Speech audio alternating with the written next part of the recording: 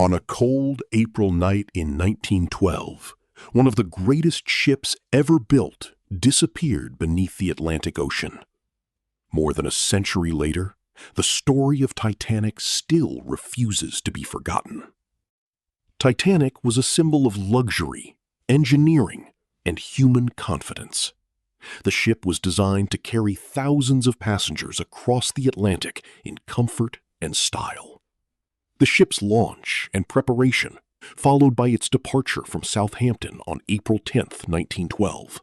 Passengers arrived with luggage, families saying goodbye, wealthy travelers entering the luxurious first-class areas, and immigrant families beginning a new journey. Titanic stops at Cherbourg and Queenstown before entering the open Atlantic. Everyday life aboard the ship, the grand staircase, luxurious dining rooms, elegant cabins, second-class passengers, third-class families, musicians, stewards, and crew members working throughout the ship. A peaceful atmosphere as Titanic crosses the Atlantic. Passengers enjoy the ocean. Children walk with their parents. Musicians perform. And the ship continues toward New York. Then, gradually introduce mystery and suspense. Titanic was receiving wireless messages about ice in the North Atlantic. The wireless operators working inside their small room while the enormous ship continued through the darkness. On the night of April 14th, 1912, the cold... For the passengers aboard Titanic, the voyage initially felt almost ordinary. The ship moved steadily across the Atlantic, carrying people from different countries, different social classes, and completely different backgrounds. On the upper decks, wealthy passengers enjoyed the fresh ocean air. Families walked along the promenade, children played beside their parents, and stewards quietly attended to every need. Inside the ship, the atmosphere was even more impressive. The grand staircase stood as one of Titanic's most famous features. Its polished wood, elegant decorations, and enormous clock represented the luxury of a world that seemed confident about the future. But below these luxurious spaces, another world existed. Third-class passengers shared simpler rooms and dining areas. Many were immigrants traveling to America in search of a better life. They carried their belongings, their hopes, and their dreams with them. For everyone aboard Titanic, New York represented a destination. For some, it was the beginning of a new chapter. For others, it was the place where families hoped to build an entirely new life. As Titanic continued westward, the weather remained cold.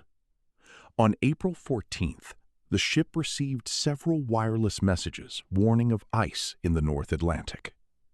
The messages were not all treated in the same way, and the wireless operators were extremely busy communicating with other ships and sending personal messages for passengers. Meanwhile, Titanic continued through the darkness. The sea was unusually calm. There were almost no waves breaking around the ship, making it even harder to see an iceberg from a distance. High above the deck, the lookouts carefully watched the horizon. Their job was simple, but incredibly important. They had to detect anything that might threaten the ship before it was too late. Inside Titanic, most passengers were unaware of the danger surrounding them. Some were sleeping. Others were enjoying the final hours of the evening. The orchestra had been playing. People were talking, laughing, and preparing for another peaceful day at sea. Shortly before midnight, the calm darkness suddenly changed. From the crow's nest, lookout Frederick Fleet saw something ahead. At first, it appeared as a dark shape against the horizon. Then he realized what it was. an iceberg. Fleet immediately warned the bridge. The officers reacted quickly. Commands were given. The ship began turning. But Titanic was enormous, and the distance was already dangerously short. The iceberg passed along the starboard side. For a moment, it seemed that Titanic had escaped disaster. But beneath the surface, the situation was very different. The collision had damaged the hull. Water began entering several compartments. Engineers rushed to inspect the flooding. Doors were closed. Pumps were activated. The crew worked desperately to contain the water. But soon, the truth became clear. The damage was too extensive. Titanic had been designed with watertight compartments, but the flooding was spreading beyond the ship's ability to survive. The world's largest and most famous passenger liner was sinking. Captain Edward Smith was informed of the situation. The order to prepare the lifeboats was given. At first, many passengers did not understand the seriousness of what was happening. Some had felt the collision as little more than a strange vibration. Others stepped onto the deck and saw crew members preparing lifeboats. Life jackets were distributed. Passengers were instructed to gather on the upper decks. Women and children were gradually moved toward the lifeboats. But there was a serious problem. Titanic did not carry enough lifeboat capacity for everyone aboard.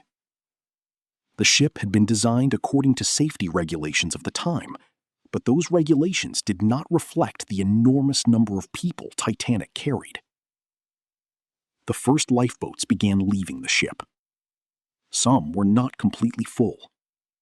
Passengers were hesitant to leave the enormous ship because Titanic still appeared strong and illuminated. Its lights were shining. Its engines were still operating. And many people simply could not believe that the ship could actually sink. But the water continued rising. The clock was moving forward, and Titanic was slowly running out of time. As the night continued, the atmosphere became increasingly desperate. The wireless operators worked continuously, sending distress signals across the Atlantic. Messages were transmitted into the darkness, hoping that another ship was close enough to respond. Far away, RMS Carpathia received the distress call and immediately changed course. But Carpathia was still hours away. On Titanic, the evacuation continued. Families were separated.